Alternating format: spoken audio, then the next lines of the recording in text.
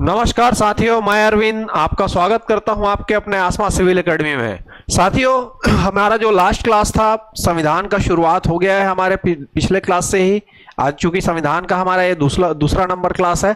साथियों, हमने last class में देखा था कि भारत में संविधान की आवश्यकता क्यों पड़ी। तो हमने जो देखा कि अंग्रेजों के शासन के मतलब कहना चाहिए कुशासन, उनका शोषण के कारण जो है भारत के आजादी के बाद हमको एक व्यवस्थित विधि या विधान की आवश्यकता पड़ी जिसके माध्यम से सरकार क्या हो जी, संचालित हो। साथियों, हमने संविधान के जो है ऐतिहासिक क्रम को भी देखा था। कैसे हमने बात किया था कि आज से कई हजारों वर्ष पूर्व जो है उत्तर वैदिक काल में जो है शासन जो है लोकतांत्रिक तरीके से चला करता था। उसके बाद जैसे ही ऋग्वेद काल आया था उसके बाद जो है लोकतांत्रिक से गैर लोकतांत्रिक हो गया था। मतलब वो शासक जो था वंशानुगत बना करता था। वंशानुगत मतलब वो अपने मनमर्जी का क्या करता था जी, शासन किया करता था। ठीक उसी प्रकार बाद में जो मुगल आक्रांता है, मुगल आक्रांताओं के भी हमने टैक्सेशन के बारे में देखा था कि औरंगजेब के समय में 66% टैक्स वसूले जाते रहे थे। और अंग्रेजों के आने के ठीक पूर्व जो भारत जो था कई छोटे छोटे राज्यों में क्या था जी, विभक्त था। देश की अवधारणा बेसिकली थी ही नहीं, कई छोटे छोटे राज्य क्षेत्र जो थे भारत के राज्यों के बीच में बटे हुए थे। और इसी का फायदा अंग्रेजों ने उठाया और पूरे भारत को क्या कर दिया जी, छोटे छोटे राजवंशों में फूट डाल के लड़वा करके कई राजवंशों में बांट दिया और बांट करके वो खुद शासन करने बैठ गए। और शासन में बैठने के बाद जो है हिंदू मुस्लिम विभाजन के रूप में दो देश जो है पृथक होते हैं आजादी के साथ में। साथियों, ये सब चीजें समस्याएं हम इसलिए झेल रहे थे कि भारत देश की अवधारणा नहीं थी, पहला चीज। और दूसरा मेन मुख्य रीजन था कि शासन तंत्र को चलाने के लिए कोई व्यवस्थित विधि और विधान की क्या थी जी, कमी थी। इसी कारण से पूरा देश जो था क्या था, पूरा डिसबैलेंस था। आजादी के ठीक बाद भारत में जो उस समय तत्कालीन जो भी बड़े जो नेता थे जिन्होंने देश के आजादी में अपने महत्वपूर्ण योगदान को निभाया था, वे इस चीज को जानते थे कि अगर भारत में संविधान का निर्माण नहीं किया गया तो भारत जो है फिर से उसी छोटे छोटे राज्यों में बटा रह जाएगा और बाद में फिर कोई विदेशी आक्रांत आएगा और फिर से उसके ऊपर चढ़ाई करके वो है 400 साल 500 साल फिर से राज कर लेगा। इसलिए भारत में जो है एक ठोस संविधान की क्या पड़ती है जी, आवश्यकता पड़ती है। संविधान का अर्थ होता है वह विधि या विधान जिसके माध्यम से जो है शासक जो है, जो हमारे लोकतांत्रिक तरीके से जो शासक अपन चुन के भेजते हैं, वे शासक जो है सामान्य जनता के ऊपर क्या करती है जी, शासन करती है। और शासन उसी विधि या विधान के माध्यम से करती है जो हमारे संविधान में लिखित है। साथियों, लास्ट क्लास में हमने देखा था कैसे जो है संविधान सभा का गठन हुआ था। क्योंकि संविधान सभा के निर्माण की जो पृष्ठभूमि थी क्रिप्स मिशन 1942 में ही स्वीकृत कर ली गई थी, लेकिन सभा जो है उसका जो गठन हुआ था कैबिनेट मिशन प्लान 1946 के तहत जो है हमारे भारत में क्या किया गया था जी, संविधान सभा का निर्माण किया गया था। और इस सभा में जो है कुल मिलाकर के 389 सदस्य जो थे वे पार्टिसिपेट किए थे। और 389 सदस्यों के बाद में जो है भारत में क्या किया गया था जी, अंतरिम मंत्रिमंडल का गठन किया गया था। साथियों, आज फिर से हम जो है आज वहीं से शुरुआत करने वाले हैं, अंतरिम मंत्रिमंडल। साथियों, आइए स्लाइड के माध्यम से देखते हैं अंतरिम मंत्रिमंडल का गठन कब किया गया था और किन्हें कौन कौन सा प्रभार जो है दिया गया था। साथियों, ध्यान रखिएगा, अंतरिम मंत्रिमंडल से संबंधित प्रश्न जो है परीक्षाओं में कई बार पूछे जा चुके हैं और आगे भी महत्वपूर्ण है। चूंकि ये भारत देश के दृष्टिकोण से, चूंकि देश की अवधारणा थी नहीं, देश की अवधारणा तो संविधान के बन जाने के बाद आई थी। तो यहीं पर जो है पहली बार जो है भारतीय केंद्र स्तर पर जो है मंत्रिमंडल की क्या किया गया था जी, शुरुआत किया गया था। यह पहला मंत्रिमंडल भी बोला जाता है। साथियों, इससे संबंधित प्रश्न परीक्षाओं में पूछे जाते हैं। आइए देखते हैं। साथियों, देखिएगा अंतरिम सरकार का गठन, देखिएगा अंतरिम सरकार की जो घोषणा है वो 24 अगस्त 1946 को की गई थी। कब की गई थी जी घोषणा, लेकिन इसका गठन 2 सितंबर 1946 के दिन किया गया था। डेट मोस्ट आईएमपी है, अंतरिम सरकार का गठन कब हुआ था, ध्यान रखिएगा 2 सितंबर 1946 को। इस अंतरिम सरकार के जो नेतृत्वकर्ता थे वो थे पंडित जवाहरलाल नेहरू। नेतृत्वकर्ता नेहरू जी थे, जबकि इसके अध्यक्ष जो थे लॉर्ड माउंटबेटन थे। चूंकि ये लास्ट गवर्नर जनरल थे तो उसकी अध्यक्षता जो है इन्हीं के पास में थी। और इसके उपाध्यक्ष भी पंडित जवाहरलाल नेहरू ही थे, ध्यान रखिएगा। साथियों, ध्यान रखिएगा, अंतरिम मंत्रिमंडल में कुल सदस्यों की संख्या अध्यक्ष एवं उपाध्यक्ष सहित जो है टोटल जो है 15 था। कितना था जी, 15। मतलब अध्यक्ष उपाध्यक्ष एक था, सॉरी साथियों, इसके जो उपाध्यक्ष थे वो पंडित जवाहरलाल नेहरू थे। अंतरिम मंत्रिमंडल में कुल सदस्यों की संख्या अध्यक्ष और उपाध्यक्ष सभी को मिलाकर के जो था वो कितना था जी, 15 था। मतलब टोटल जो इसमें सदस्य थे उनकी सदस्यों की संख्या कितनी थी अंतरिम मंत्रिमंडल में, कुल मिलाकर के 15 थी।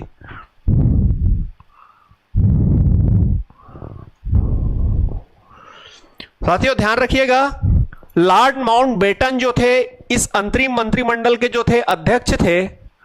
पंडित जवाहरलाल नेहरू जो थे देश के प्रधानमंत्री थे एवं विदेश मंत्री थे, और राष्ट्रमंडल भी इन्हीं के पास में था, ध्यान रखिएगा। उसके बाद देखते हैं राजेंद्र प्रसाद। राजेंद्र प्रसाद जो थे खाद्य एवं कृषि मंत्री बनाए गए थे। बलदेव सिंह जो थे वो रक्षा मंत्री थे। सरदार पटेल के पास गृह एवं सूचना प्रसार मंत्रालय था। जगजीवन राम श्रम मंत्री थे। सी राजगोपालाचारी शिक्षा मंत्री थे। आशा फली जो थी वो रेल मंत्री थी। जॉन मथाई जो थे उद्योग एवं आपूर्ति मंत्री थे। सी.एच. भाभा जो थे कार्य खान तथा बंदरगाह मंत्री बनाए गए थे। लियाकत अली जो थे वे वित्त मंत्री थे। आई चुंद्रीकर जो थे वाणिज्य मंत्री थे। जोगेंद्र नाथ मंडल जो थे वे विधि मंत्री थे। गजानफर अली खान जो थे स्वास्थ्य मंत्री थे। साथियों देखिएगा ये 12, 13, 14 मतलब चुंद्रीकर, जोगेंद्रनाथ मंडल और गजानफर अली खान, ये जो है पाकिस्तान विभाजन में जो है ये जो है लीग से आए थे, और विभाजन के बाद जो है इन्होंने इस मंत्रिमंडल को क्या कर दिया था जी, त्याग दिया था और चले गए थे। ये जोगेंद्रनाथ मंडल के बारे में कहा जाता है विभाजन के साथ, चूंकि ये हिंदू भी थे, विभाजन के बाद जो है चले गए कहां, पाकिस्तान चले गए। पाकिस्तान में वहां पे अलग से उनका कैबिनेट काउंसिल बना जहां पर इनको भाव नहीं दिया गया। शुरुआत में ये भारत में जो है चुन करके आए थे, देखिएगा ये विधि मंत्री बने थे। बाद में ये पाकिस्तान चले जाते हैं और पाकिस्तान में इनको कुछ नहीं मिलता है। बाद में भारत फिर से मुंह उठा करके वापस आ गए थे। फिर भारत में कहा गुमनाम जिंदगी जिए, उसके बाद गायब हो गए। इनका फिर राजनीति विशेष क्या होता है जी, इनका पतन हो जाता है, इनका बाद में पता ही नहीं चलता। लेकिन ये मात्र ऐसे व्यक्ति थे जो यहां से छोड़ करके कहां चले गए थे, पाकिस्तान चले गए थे। लीग से निर्वाचित होकर के आए थे यहाँ काउंसिल में। उसके बाद ये पाकिस्तान भी चले गए थे विभाजन के बाद, और बाद में जब उनको वहां भाव नहीं दिया गया तो वापस जो है मुंह उठा करके फिर से इंडिया आए थे। फिर इंडिया में इनका पतन हो जाता है। बाद में फिर गुमनाम जिंदगी जीते हैं, इनका फिर कुछ पता ही नहीं चलता।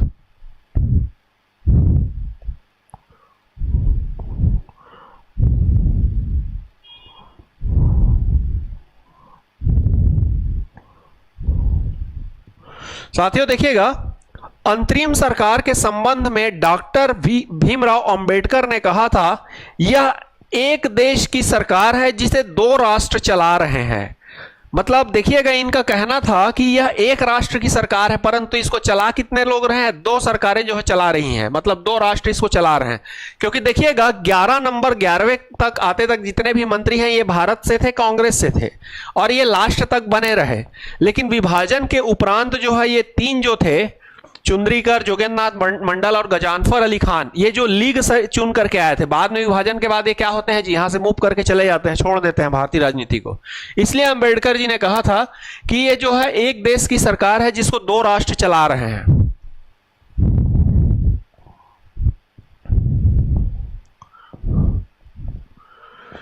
साथियों देखिएगा, संविधान सभा का जब प्रारूप होता है, वाचन चालू होता है, वाचन मतलब एक प्रकार से बैठक जब चालू होता है, देखिएगा संविधान सभा के प्रारूप में जो है 3 वाचन हुए थे, 3 फेज में हुए थे। पहला जो फेज था देखिएगा 4 नवंबर 1948 से 9 नवंबर 1948 तक था। दूसरा जो फेज था 15 नवंबर 1948 से 17 अक्टूबर 1949 तक था। 14 नवंबर 1949 से 26 नवंबर 1949 तक का अगला फेज था। यहां पर जाके हमारा जो संविधान है वो क्या हो जाता है जी, 26 नवंबर 1949 को हमारा संविधान को अंगीकृत कर लिया जाता है, स्वीकृत कर लिया जाता है, या संविधान बन के तैयार हो जाता है। इसी दिन हम क्या मनाते हैं जी, संविधान दिवस के रूप में मनाते हैं। ठीक है,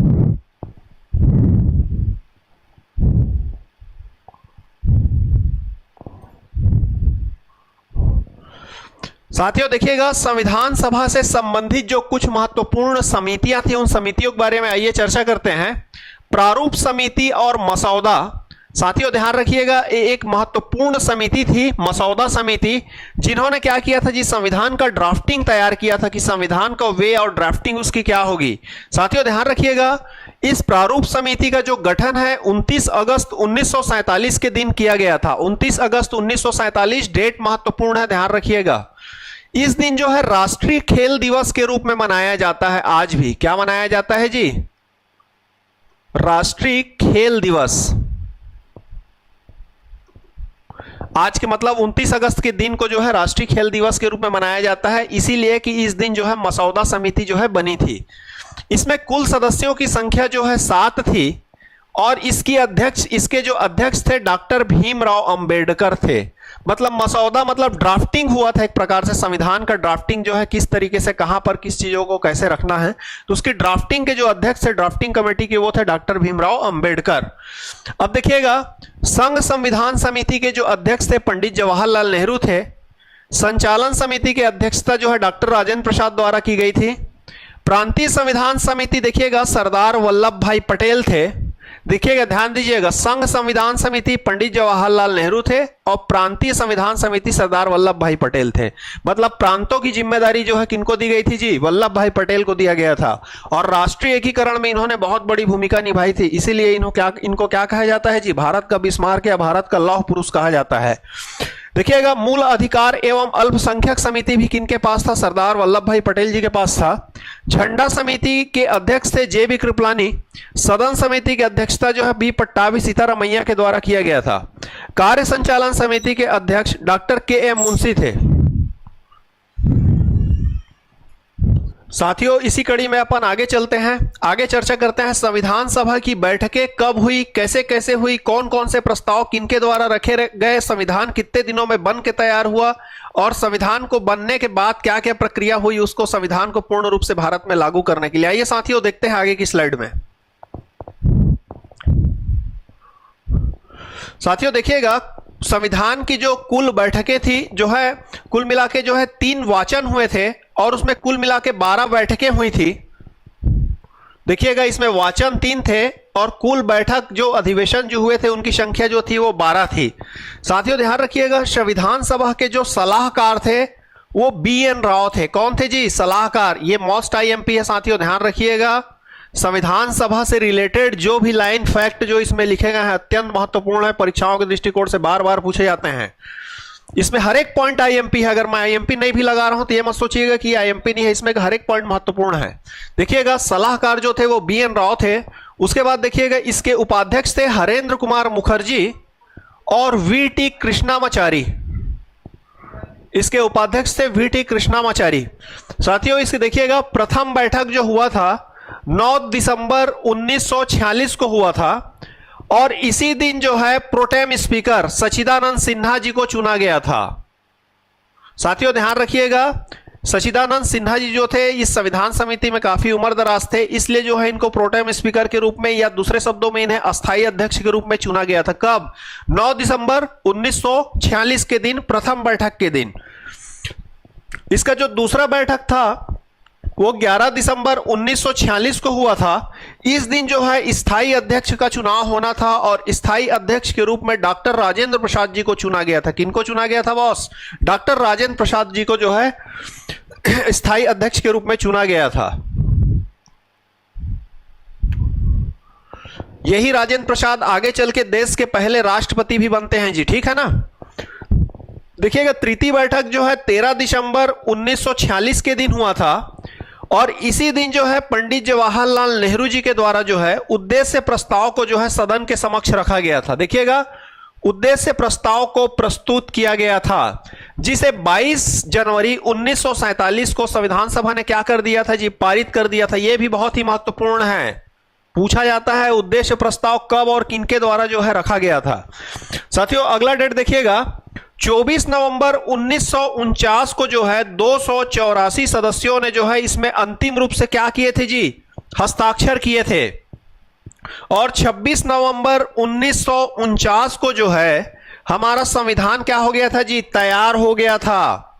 इसको अलग अलग तरीके से पूछता है, ध्यान रखिएगा।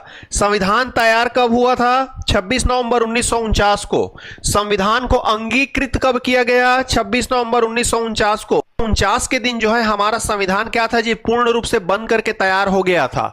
और इस दिन को जो है हम संविधान दिवस या विधिक दिवस के रूप में देखिएगा। अंतिम बैठक जो है 24 जनवरी 1950 के दिन हुआ। इसी दिन जो है डॉक्टर राजेंद्र प्रसाद को भारत का प्रथम राष्ट्रपति बनाया गया या नियुक्त किया गया। और इसी दिन जो है राष्ट्रगान व राष्ट्रगीत को क्या मिल गई जी, स्वीकृति मिल गई। 24 जनवरी कब? 1950 के दिन। साथियों 26 जनवरी 1950 के दिन जो है संविधान को क्या किया गया जी, लागू किया गया। साथियों 26 जनवरी के दिन ही संविधान को लागू क्यों किया गया, उसके पीछे रीजन है साथियों, क्योंकि 26 जनवरी 1930 मतलब 26 जनवरी के दिन ही जो है हमने पहला जो है स्वतंत्रता दिवस मनाया था। हमने इस चीज को आधुनिक भारत के इतिहास में पढ़ा था कि हमने जो है अपना पहला जो स्वतंत्रता दिवस कब मनाया था जी, 26 जनवरी के दिन मनाया था। इस कारण जो है संविधान पहले ही बन के तैयार हो गया था, लेकिन उसको फाइनली जो है 26 जनवरी 1950 के दिन जो है लागू किया गया, क्योंकि हमने 26 जनवरी 1930 को क्या किया था जी, अपना पहला स्वतंत्रता दिवस मनाया था। इसको ध्यान रखिएगा साथियों, महत्वपूर्ण है।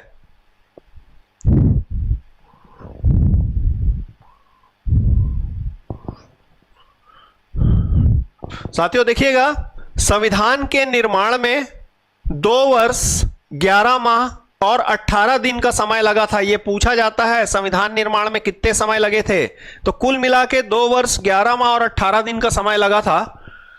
26 नवंबर 1949 को जो है हमारा संविधान को अंगीकृत कर लिया गया था, पूर्ण रूप से बना लिया गया था, या विधिक दिवस के रूप में इसको मनाया जाता है इस दिन को। और जैसे ही संविधान बन करके तैयार होता है, कुछ चीजों को तत्काल क्या कर देता है जी, ये 4 चीजों को तत्काल लागू कर देते हैं। वो 4 चीजें कौन सी थी? नागरिकता, अंतरिम संसद, अस्थाई उपवन और निर्वाचन। अब सुनिएगा साथियों, ये जो अस्थाई अंतरिम संसद जो आप देख रहे हैं, ये 26 नवंबर 1949 से जो प्रथम आम चुनाव हुए 1952 तक संविधान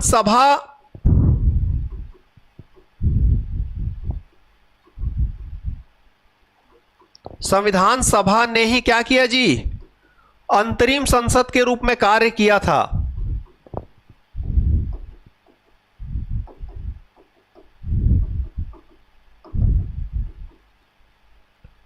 इसको पूछता है, ध्यान रखिएगा। 26 नवंबर 1949 जिस दिन संविधान बन के तैयार हुआ, उस दिन से लेकर के जो है 1952 मतलब प्रथम आम चुनाव कब हुआ था? 1952। ये भी पूछा जाता है देश में प्रथम आम चुनाव कब हुआ, तो 1952 में हुआ था। इस 1949 से लेकर के 1952 के आम चुनाव के पहले तक संविधान सभा ही जो है क्या थी जी, अंतरिम संसद के रूप में कार्य की थी। अब उसके बाद देखिएगा, अस्थाई उपबंध और निर्वाचन, इन चारों जो चीजों को क्या किया गया था, संविधान निर्माण लागू होते ही साथ इसको लागू कर दिया गया था। उसके बाद देखिएगा, संविधान निर्माण होते ही कुल 15 अनुच्छेदों को लागू कर दिया गया था। मतलब टोटल कितने अनुच्छेद को लागू कर दिया था जी? 15 अनुच्छेद को लागू कर दिया गया था। आईएमपी है, अनुच्छेद 15 मैं नहीं कह रहा हूं जी, कुल 15 अनुच्छेदों को लागू कर दिया गया था, मैं ये कह रहा हूं। ध्यान रखिएगा, संविधान सभा में महिलाओं की जो कुल संख्या तो वो भी कितनी थी जी? 15 ही थी। ध्यान रखिएगा, ये दोनों ही फैक्ट जो है 15 अंक से जो है जुड़े हुए हैं। भारतीय संविधान को विशालतम संविधान कहा था किसने? आइवर जेनिंग्स ने। साथियों ध्यान रखिएगा, हमारा इंडिया कॉन्स्टिट्यूशन एक ऐसा कॉन्स्टिट्यूशन है विश्व में जिसके कुल मिलाकर के जो है 395 अनुच्छेद हैं, 22 भाग हैं और 12 अनुसूची है। इतना बृहत्तम संविधान विश्व के किसी भी कोने का नहीं है। ठीक है, आइए देखते हैं अगला कोटेशन। भारतीय संविधान को अर्ध संघीय संविधान कहा था प्रोफेसर वियर ने। अर्ध संघीय संविधान इसलिए कहा जाता है साथियों, आगे भी हम लोग देखेंगे, प्रकृति से जो है एकात्म लेकिन वास्तविकता में वो संघात्मक है। इसलिए ऐसा कहा जाता है क्योंकि हमारे देश में जो है राज्यों का जो है संगठन है। आर्टिकल नंबर 1 में कहा भी गया है संविधान के कि भारत जो कि इंडिया है वो राज्यों का संघ है। संघ मतलब यूनियन है, यूनियन ऑफ स्टेट्स बोला जाता है इंडिया को। तो कहीं ना कहीं प्रकृति से तो एकात्म दिखता है कि एक है, लेकिन वास्तविकता क्या है जी, वो कहीं ना कहीं संघात्मक है, संघ है, जुड़े हुए राज्य हैं। ठीक है, इसलिए उन्होंने ऐसा कहा था अर्ध संघीय संविधान। देखिएगा, संविधान को संघात्मक के तंग ढांचों में नहीं ढाला गया है। डॉक्टर अंबेडकर जी का यह कोटेशन था। संविधान एक पवित्र दस्तावेज है, डॉक्टर भीमराव अंबेडकर का ही कोटेशन है। संविधान को इन्होंने पवित्र दस्तावेज कहा था। आईएमपी है, पूछा जाता है अंबेडकर साहब का स्टेटमेंट।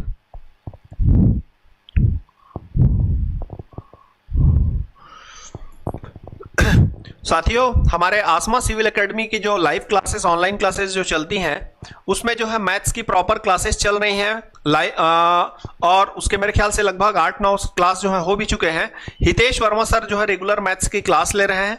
उसके अलावा जो है प्रतिदिन जो है नेशनल, इंटरनेशनल और छत्तीसगढ़ विषय का भी क्लास जो है रेगुलर जो है इसके माध्यम से ऑनलाइन जो प्लेटफॉर्म पे जो है चल रहे हैं हमारे क्लास के माध्यम से।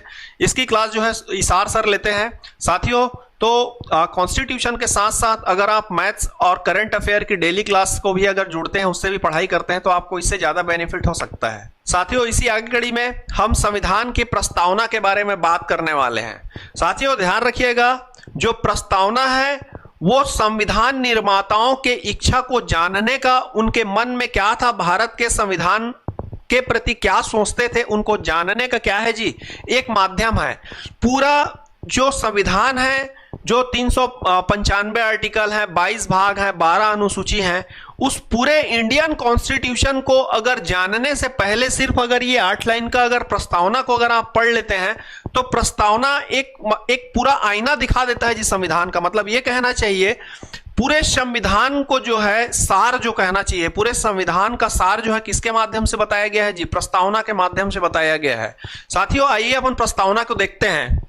देखिएगा साथियों, प्रस्तावना में पहला लाइन है, हम भारत के लोग भारत के एक संपूर्ण प्रभुत्व संपन्न, समाजवादी, पंथ निरपेक्ष, लोकतंत्रात्मक गणराज्य बनाने के लिए तथा उसके समस्त नागरिकों को सामाजिक, आर्थिक, राजनैतिक न्याय, विचार, अभिव्यक्ति, विश्वास, धर्म और उपासना की स्वतंत्रता, प्रतिष्ठा और अवसर की समता प्राप्त कराने के लिए तथा उन सब में व्यक्ति की गरिमा और राष्ट्र की एकता और अखंडता सुनिश्चित करने के लिए, बंधुता बढ़ाने के लिए दृढ़ संकल्प होकर अपनी इस संविधान सभा में आज तारीख 26 नवंबर 1949 को एतद द्वारा इस संविधान को अंगीकृत, अधिनियमित और आत्मार्पित करते हैं।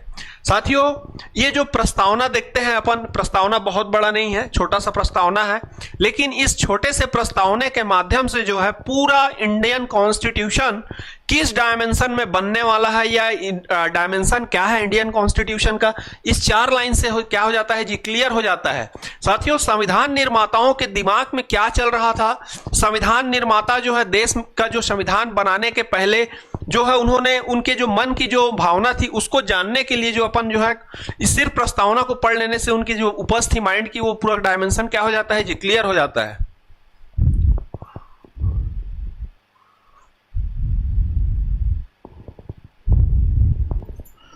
साथियों, आइए देखते हैं भारतीय संविधान की जो कुछ प्रमुख विशेषताएं हैं, उन विशेषताओं के बारे में हम बात करेंगे।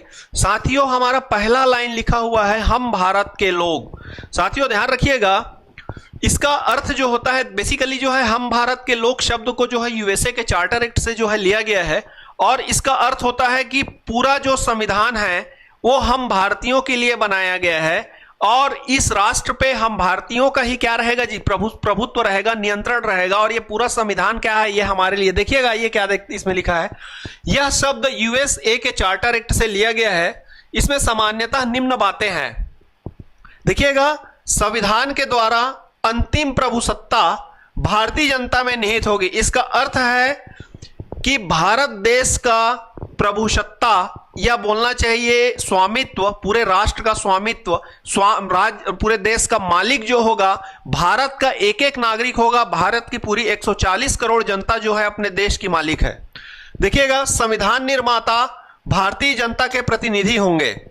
संविधान निर्माता जो थे, जो कि कैबिनेट मिशन योजना के तहत 10 लाख की संख्या से एक व्यक्ति जो है एकल अनुपातिक संक्रमणी अनुपातिक प्रतिनिधि से जो चुन करके आए थे, वो देखिएगा भारतीय जनता के प्रतिनिधि होंगे। इसमें स्पष्ट लिखा हुआ है, ठीक है। देखिएगा, भारतीय संविधान भारतीय जनता की इच्छा का परिणाम है और भारतीय जनता ने ही इसे राष्ट्र को क्या किया है जी, समर्पित किया है। अब देखिएगा अगला जो पॉइंट है, संपूर्ण संप्रभुत्व। इसका मतलब होता है संपूर्ण संप्रभुत्व। संप्रभुत्व मतलब स्वयं प्रभु, मतलब स्वयं प्रभु का अर्थ है कि हम अपने देश के स्वयं प्रभु हैं। भारत देश का कोई भी मालिक नहीं है। 140 करोड़ जो देश की आबादी है, वही पूरी आबादी क्या है, देश की खुद मालिक है जी। देखिएगा मतलब इस शब्द का अर्थ है आंतरिक और बाह्य दृष्टि से भारत किसी भी विदेशी सत्ता का अधिकार नहीं है, अर्थात भारत न तो किसी अन्य देश पर निर्भर है और न किसी देश का डोमिनियम है। इसके ऊपर किसी भी शक्ति का नियंत्रण नहीं है। मतलब साफ है साथियों कि इस देश का जो प्रभुत्व है वो पूरी 140 करोड़ आबादी स्वयं उसकी मालिक है और इस देश की प्रभुता पर, संप्रभुता पर कोई भी राष्ट्र जो है आंख उठा करके नहीं देख सकता, क्योंकि भारत देश न तो अब किसी का डोमिनियम है, न किसी का अधिराज्य है। और भारत देश के जो मालिक है उस राष्ट्र के 140 करोड़ की जो आबादी है वो पूरी आबादी जो है देश की मालिक है। समाजवाद, साथियों ध्यान रखिएगा, समाजवाद का जो डेफिनेशन है बहुत स्पष्ट तो नहीं किया गया है भारतीय संविधान में, फिर भी इसके अर्थ को देखते हैं। सामान्यतः इसका अर्थ है समाज में आय की विषमता को कम करने से होता है। भारतीय संविधान में समाजवाद के लोकतंत्रात्मक समाजवाद एवं विचारधारा को अपनाया गया है।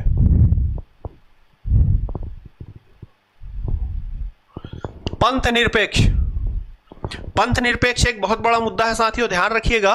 पंथ निरपेक्ष का अर्थ यह होता है कि जो राज्य होंगे या देश होगा या राज्य होंगे उसका कोई भी अपना धर्म नहीं होगा। वह सभी धर्मों का क्या करेंगे जी, सम्मान करेंगे, समान रूप से सम्मान करेंगे और सभी धर्मों का अपना मतलब उनका जो है मान सम्मान करेंगे। मतलब किसी भी राज्य या भारत देश का अपना कोई विशेष धर्म नहीं होगा और न तो वो किसी विशेष धर्म के मतलब क्या बोलना चाहिए, विशेष धर्म को उठाने के लिए अलग से कार्य करेगी। अगर ऐसा करेगी तो किसी दूसरे धर्म के साथ क्या हो सकता है जी, मतलब कहीं ना कहीं पक्षपात हो सकता है। इसीलिए संविधान में पंथ निरपेक्ष शब्द यूज किया गया है। इसका मतलब है राष्ट्र का या राज्य का कोई भी अपना धर्म नहीं होगा, उसके सामने सभी धर्म के लोग क्या होंगे जी, समान होंगे। देखिएगा पंथ निरपेक्ष, भारतीय संविधान में पंथ निरपेक्षता से आशय यह है कि राज्य का कोई अपना पंथ, मजहब या संप्रदाय नहीं होगा। राज्य की नजर में सभी पंथ बराबर होंगे। वह पंथ के आधार पर नागरिकों के बीच में भेदभाव नहीं करेगा। लोकतंत्र, साथियों हमने पिछले ही क्लास में लोकतंत्र के बारे में देखा था। लोकतंत्र का मतलब होता है लोगों का तंत्र या लोगों का शासन। साथियों भारत सरकार या भारत देश में जो भी सरकार दिल्ली पे बैठती है या जो भी सरकार हमारे स्टेट में रायपुर में बैठी है, ये हमारे ही बैठाए सरकार है। मतलब हमने जो है इनको वोट के माध्यम से, चुनाव के माध्यम से हमने अपने अंगूठे के दम पर जो है इनको चुन करके भेजा है। हमको अगले 5 वर्ष बाद समझ में आएगा कि इनका काम सही नहीं चल रहा है तो हम क्या करेंगे जी, सरकार को बदल देंगे। लोकतंत्र मतलब हमारा भारत जो है क्या है जी, एक लोकतांत्रिक राष्ट्र है। लोकतंत्र से आशय ऐसी शासन प्रणाली से है जिसमें बहुमत के आधार पर चुने हुए जनता के प्रतिनिधि शासन करते हैं। अब गणराज्य,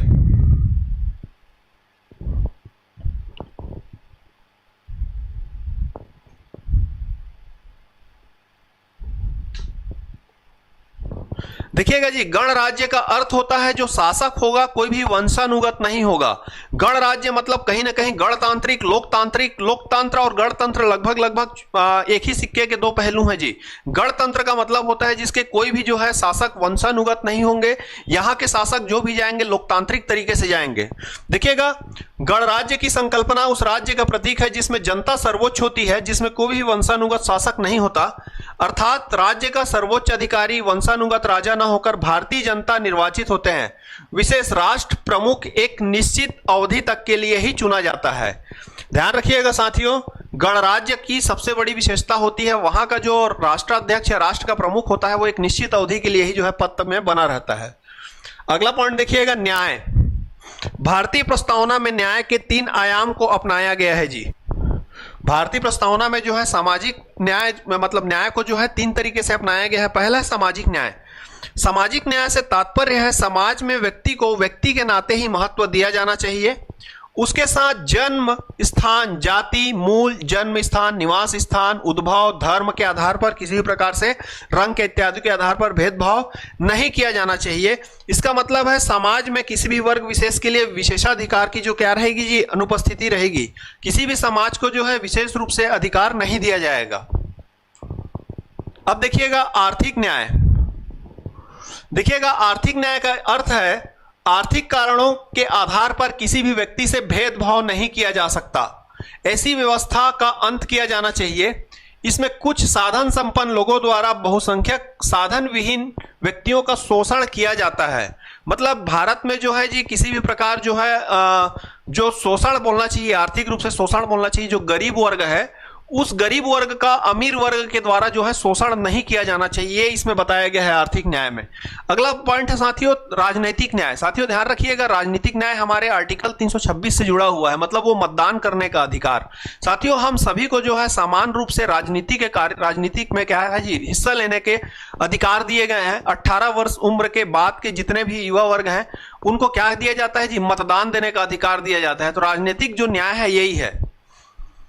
इसका तात्पर्य है सभी नागरिकों को राजनीतिक प्रक्रिया में स्वतंत्र रूप से सम्मान लेने के अवसर प्राप्त होना चाहिए। मतलब वोटिंग, चुनाव में, या अगर आप विधायक प्रत्याशी बनना चाहते हैं या पार्षद किसी भी प्रत्याशी भी बनना चाहते हैं तो आपके पास कोई बंदिश नहीं है। उसके जो क्राइटेरिया होते हैं उस क्राइटेरिया को फुलफिल करिए, आप स्वयं नामांकन भर के विधायक सांसद के लिए खड़ा हो जाइए। अगर नहीं खड़ा होते हैं तो एटलीस्ट वोट देने का अधिकार तो हर एक भारतीय नागरिकों को दिया गया है ना जी। तो कहीं ना कहीं राजनीतिक न्याय तो है ही हमारे पास।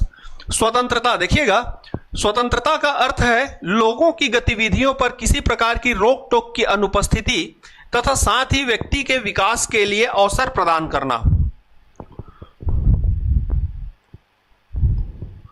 समता, देखिएगा समता का अर्थ है समाज के किसी भी वर्ग के लिए विशेषाधिकार की अनुपस्थिति और बिना किसी भेदभाव के हर व्यक्ति को समान अवसर प्रदान करने के उपवन। समता मतलब हमारा समाज क्या है जी, समतावादी है। भारत सरकार भी क्या है, समान दृष्टिकोण से रखती है। मतलब किसी विशेष वर्ग, जाति, समाज, समुदाय के लोगों को किसी प्रकार से क्या है जी, आरक्षण देने का नहीं है। मतलब उनके साथ किसी प्रकार का विशेष लाभ पहुंचाने की कोशिश जो है संविधान में इस तरीके से बातें नहीं की गई है। समाज जो है समतावादी होना चाहिए। गवर्नमेंट जो सभी को क्या रखे जी, समान नजर रखे सभी के ऊपर। बंधुता एवं भ्रातृत्व। बंधुता का अर्थ होता है आपसी भाईचारा, एक ही भारत माता की संतान होने की साझी भावना। ये जो है हमारे प्रस्तावना की क्या है जी, कुछ विशेषताएं थी जिसके बारे में हमने अभी देखा।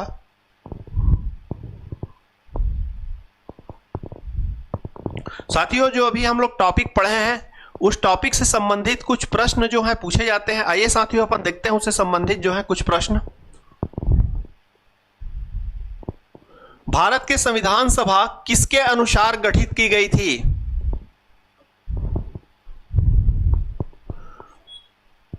साथियों इसका सही आंसर है ऑप्शन डी, कैबिनेट मिशन योजना के तहत।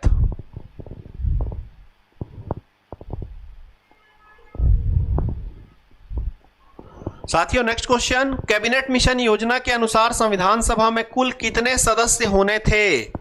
ए 389, बी 409, सी 429, डी 505। बताइएगा साथियों। Option A is correct answer.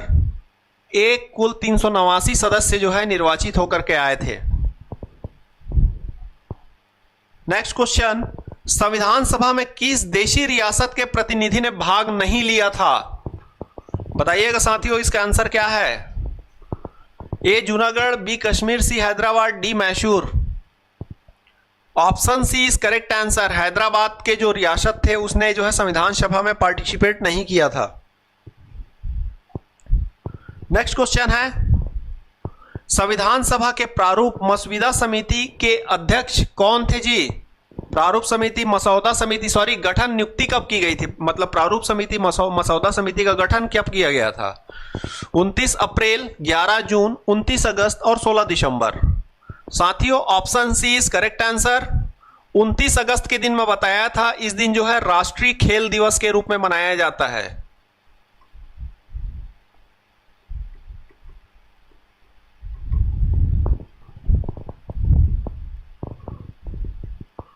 साथियों नेक्स्ट क्वेश्चन, अंतरिम सरकार के गठन में रक्षा मंत्री कौन बनाए गए थे? किन्हें दिया गया था रक्षा का प्रभार अंतरिम सरकार में?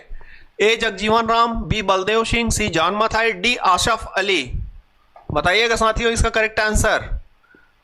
Option B is correct answer, Baldev Singh.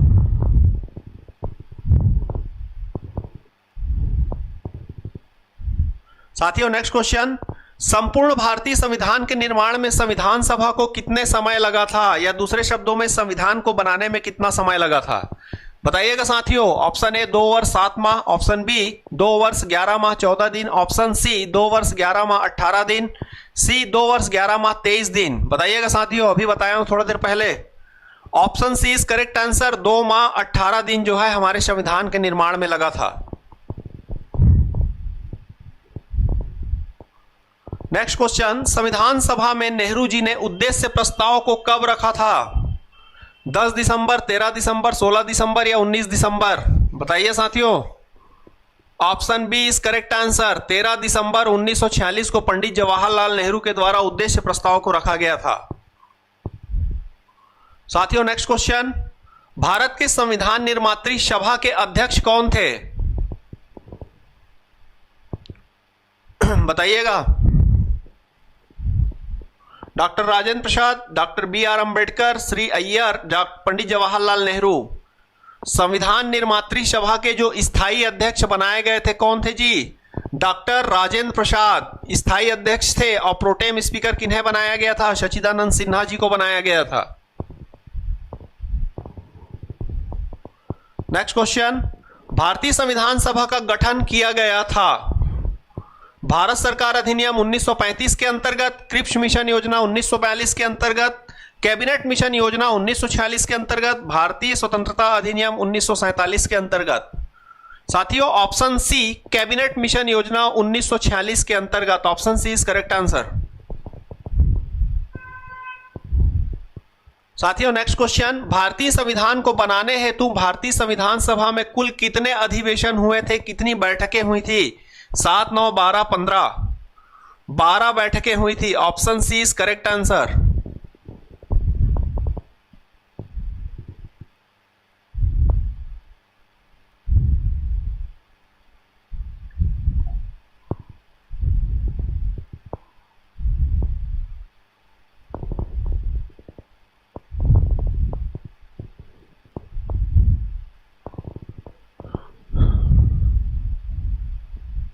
साथियों हमारा नेक्स्ट क्वेश्चन है, भारत का संविधान किस तिथि को अपनाया गया था? यहां भारत छूट गया है जी, यहां लिख लीजिएगा भारत।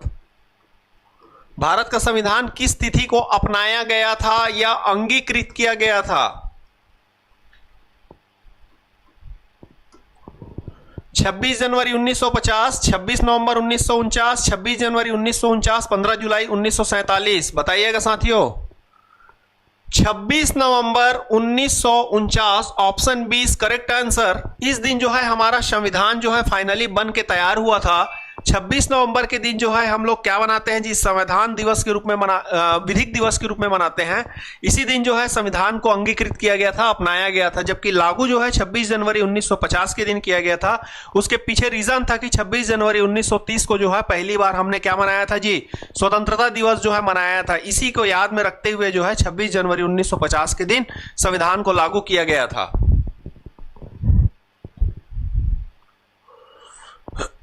साथियों आज के क्लास में इतना ही रहेगा। साथियों कॉन्स्टिट्यूशन की हमारी जो क्लास है अब वो रेगुलर वे पे स्टार्ट हो गई है।